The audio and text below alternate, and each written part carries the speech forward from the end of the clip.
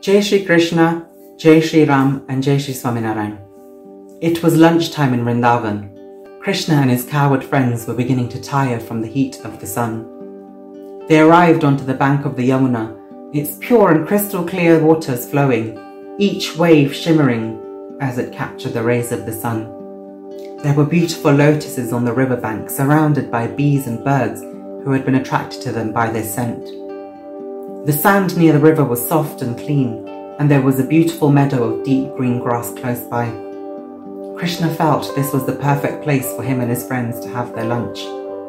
As they settled down, Brahma, flying on a big swan, decided to visit Vrindavan. He observed Krishna and his friends from a distance.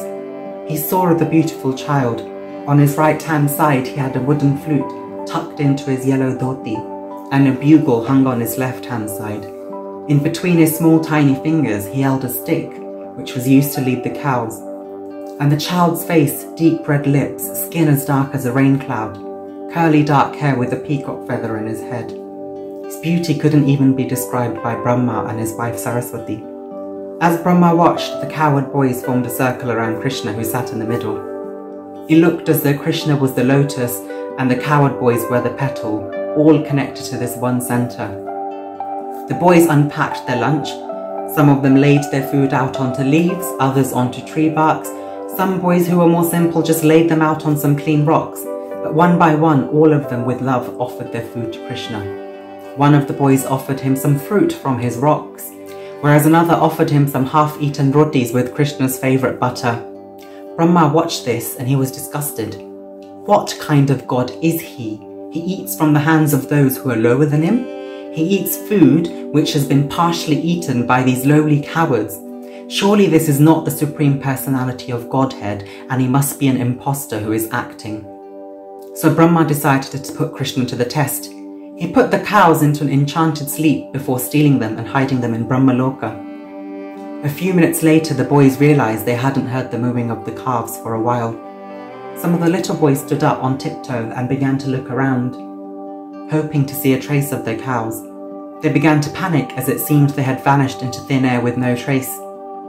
One of the boys shouted, "Our calves have vanished and we will be in so much trouble. What if another animal devours our cows? They could be in danger." Krishna stood up, still smiling. "Oh Sri Dhamma, sit down and continue your lunch. I will go and find them. They can't have gotten far." Krishna wondered, but he couldn't see the calves anywhere. And when he returned to the spot where his friends were lunching, he discovered they too had vanished. Krishna, being the Supreme Personality of Godhead, he knew that this was a trick of Brahma's.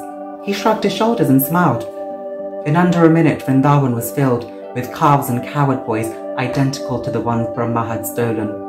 Krishna had simply expanded his potencies and become each and every child and calf of Vrindavan. For an entire year, Krishna lived in every single home. The gopis who had desired to have Krishna as their son had their wishes fulfilled beyond belief. The cows who loved Krishna as though he was their own calf fed him their milk. But 1 year later, when Brahma returned to see what had happened as a result of his trick, he was surprised. He began to rub his eyes because the same calves and the same boys he had left in Brahmaloka were here. How could this be? He was pretty sure he had just left them and they seemed to be here as well. What was going on? Brahma rubbed his eyes a few more times and eventually the calves and the boys transformed. Their skin became dark as a rain cloud and each child had 4 arms, wielding a discus, a lotus, a mace and a conch shell. Each of them had a garland made of green, pink and white flowers.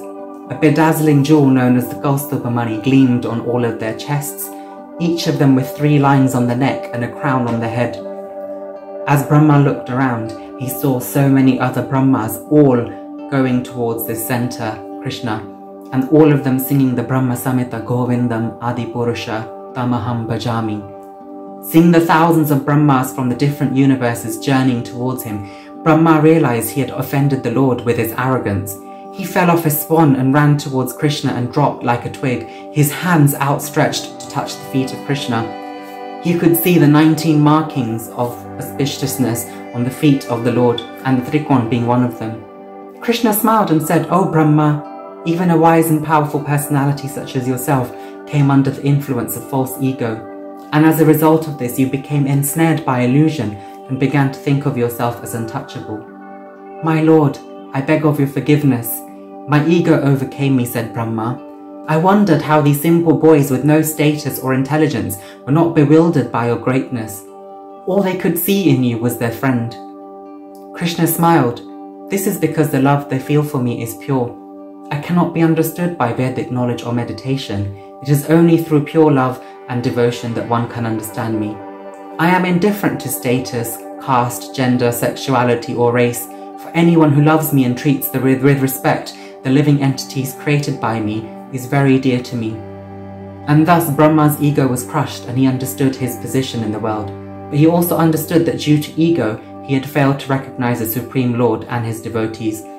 Brahma returned the calves and the cowherd friends to Vrindavan, and life continued as normal.